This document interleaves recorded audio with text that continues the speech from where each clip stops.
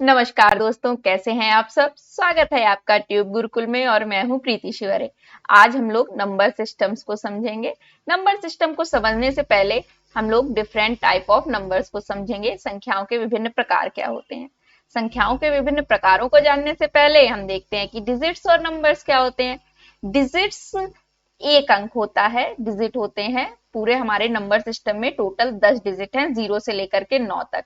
एक अंक होता है जिसमें हम संख्याओं को व्यक्त करते हैं।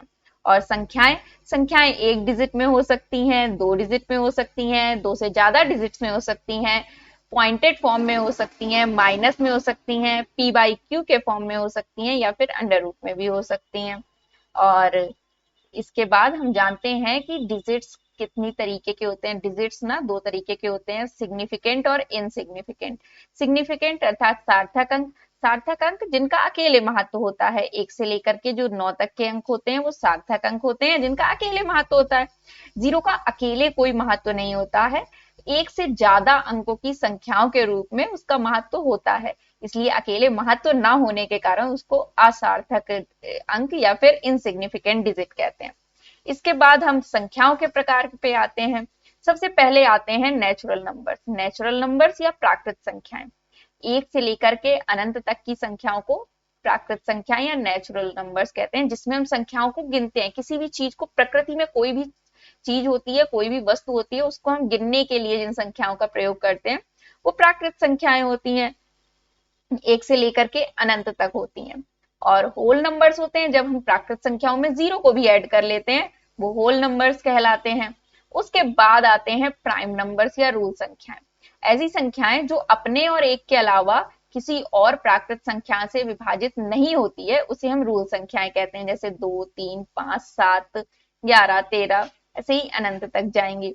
और ऐसे ही होती हैं कंपोजिट नंबर्स या फिर यौगिक संख्याएं, संयुक्त संख्याएं, जो 1 से ज्यादा प्राइम नंबर से बनी होती हैं उन्हें हम कंपोजिट संख्याएं कहते हैं, जैसे 4, 6, 8। इनको हम प्राइम नंबर्स में डिवाइड करके देख सकते हैं, इसलिए इन्हें हम संयुक्त संख्याएं कहते हैं।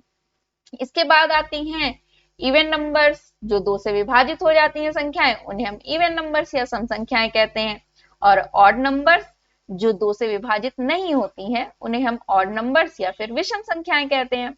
उसके बाद आते हैं कॉन्सिक्यूटिव नंबर्स। कॉन्सिक्यूटिव नंबर्स क्या होते हैं? क्रमागत संख्याएं, जो क्रम से होती हैं, संख्याओं का ऐसा समूह जो क्रम से होता है, एक एक के अंतर में होता है, उन्हें हम क्रमागत संख्याएं कहते हैं।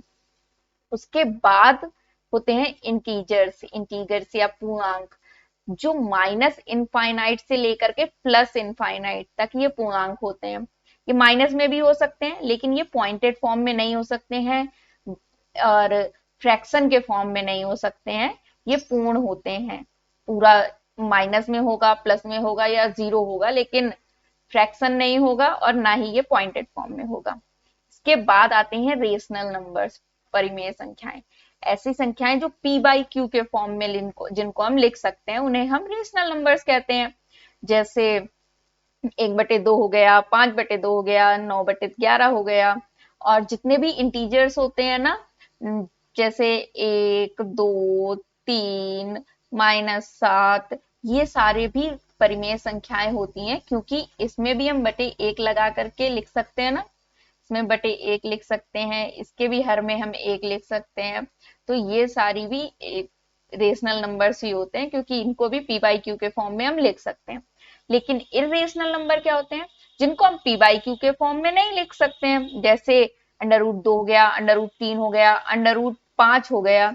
जबकि जो √4 होता है इसका मान होता है 2, और 2 को हम 2/1 भी लिख सकते हैं, तो ये p बाई क्यू के फॉर्म में हो गया। इसलिए ये इरेशनल नंबर नहीं है, ये रेशनल नंबर है।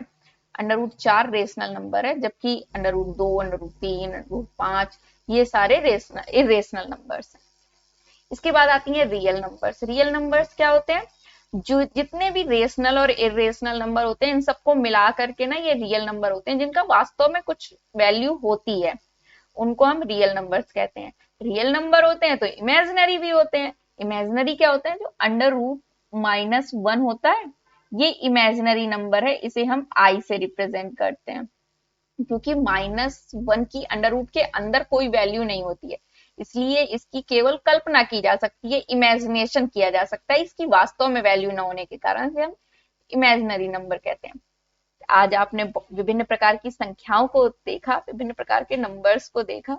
अगर आप चाहते हैं ऐसे ही वीडियोस को देखना तो हमारे चैनल को सब्सक्राइब करिए, वीडियो को लाइक करिए और अपने फीडबैक और सजेशंस को कमेंट करिए। Thank you.